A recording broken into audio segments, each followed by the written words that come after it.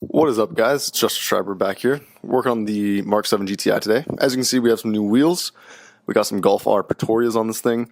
We're going to get this thing up in the air because I've just got a delivery of our new wheel spacers. We're going to make this fitment a lot better because, as you can see, it's a little inset. So let's get into the intro and let's get into the car.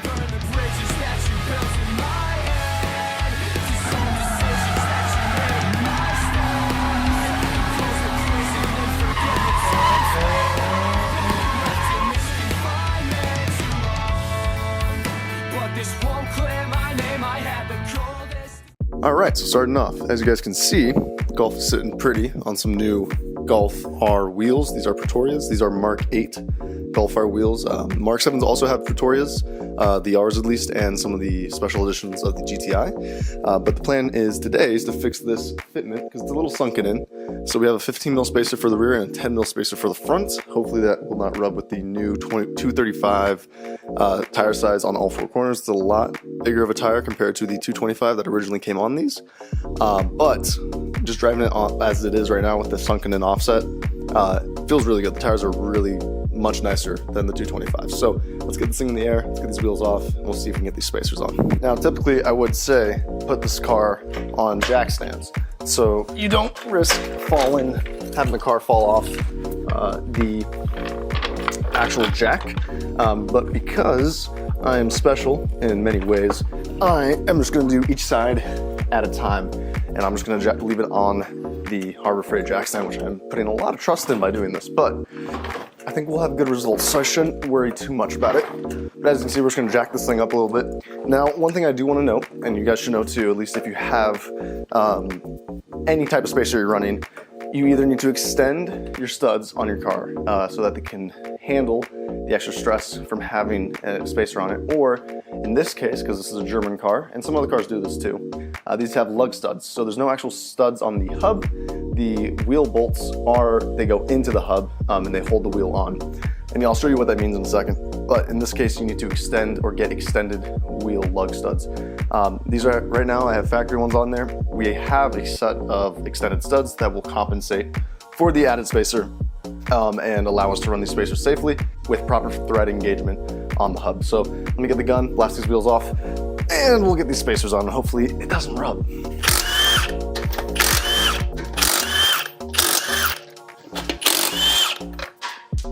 All right, final wheel stud off.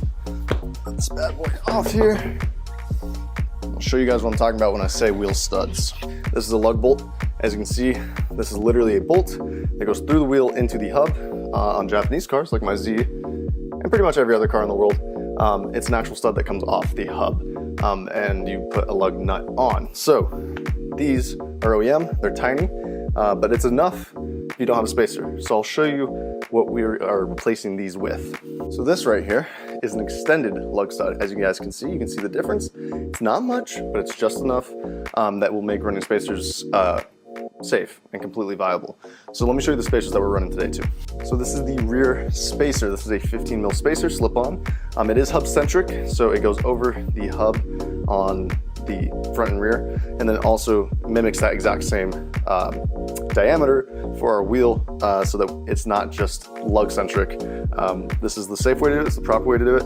But as you guys can see, this is how far our stock lug bolt goes through the spacer. If we have a wheel on there, obviously it's not going to even reach, it'll probably sit here. So that's why you have to get these, because it'll give us a lot more engagement on the hub, as you guys can see there. So let's get these spacers on, and hopefully this works. I'm excited to see. Alright, so again, we have new ones for the front. The 15mm I had already. These are ECS wheel spacers. ECS kind of sucks as a company. However, some of the things they make are pretty affordable and good quality, and I think their wheel spacers are one of them. So here's the front, a lot smaller than the rear, 10mm, and I did that on purpose. I've tried running a 15 and 20mm spacer, 15 front, 20 rear. Rears were okay, to be honest. They a little bit of a poke. The front's rubbed really bad on the wheel arch, so if the 10 is still too much of a spacer, we will have to roll the fenders, or at least raise the car a little bit, but I don't really want to raise it because it's perfect where it's like right tire's like that close to the fender. So we'll see how this goes. We'll toss this on, and hopefully this is perfect. Way back on here. Okay. Not terrible. Grab one of these. All right, let's blast this shit off.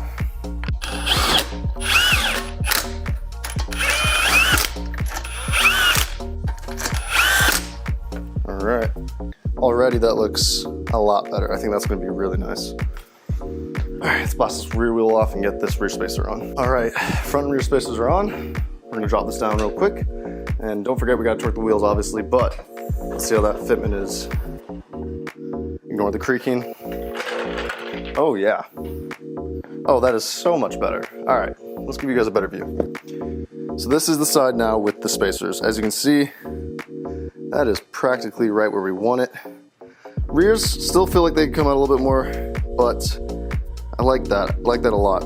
So here's a good comparison. Here's driver's side, damn near perfect. And then here is passenger side. As you can see, a lot more inset, especially in the rear. So let's get this passenger side up, get the final spacers on and extended leg studs, torque everything, and then go drive and make sure this doesn't rub, because I'm still not convinced this isn't gonna rub, but it's worth a shot. It might still rub. We're gonna find out. It'll be a bit of an experiment. All right, just finished torquing everything on the ground.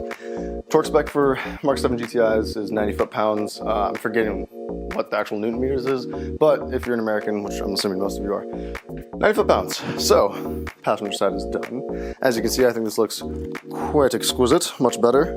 The fitment is vastly improved, especially in the rear, especially in the front. Now, this isn't as aggressive as my Z per se, where you have a bit of wheel poking. Front on the Z is very similar, but very happy with this. Now the true test is if we go drive it and it doesn't rub. So I'm gonna grab my keys, take a quick piss, and let's go drive this thing. All right, first impressions on the road. So far so good. Went out the driveway, no issues. That was great. Mind you, we haven't been above 15 miles an hour yet, so we'll see how this goes. We're gonna take a left here on this road, because I know there's a little dip, and last time I hit said little dip, and we rubbed. So let's find out if we rub now. Again, this is a Golf R Pretoria, DSG part, with 10 mil spacer up front, 15 mil spacer in the rear. Tiny bit of rub. Not nearly as bad as last time, so I think I can live with that. Last time it was quite literally rubbing everywhere we went. So tomorrow I'm gonna have to roll these fenders, which I didn't really want to do, but considering that was a bit of a hard dip, I'll take it. Last time I was rubbing over literally everything, so bit of a shame, but not the end of the world. Well, let's at least go get some good pictures of the thing with better fitment now that it's no longer really sunken in. All right, so unfortunately the setup does rub just slightly. However, it does look really good. So, gonna get the car back home now and roll these front fenders just slightly on the edges so it doesn't contact. But again, Golf R wheels with a 10 mil spacer up front and then a 15 mil spacer in the rear. And again, the rears are fine, it's just the fronts that rub a little bit. So I'll take care of that. But damn, that does look good. So if you guys want to see more videos like this, go check out our rest of our YouTube page. We have a bunch of car videos revolving around Volkswagens and Nissans. We do a lot of drifting and cool stuff with the Z, and the Golfs are kind of our dailies that we have fun and try to make tasteful and fast. So with further ado, let's let the outro roll. Thank you guys for watching as we listen to the Volkswagen chime. I'll see you in the next one. Goodbye.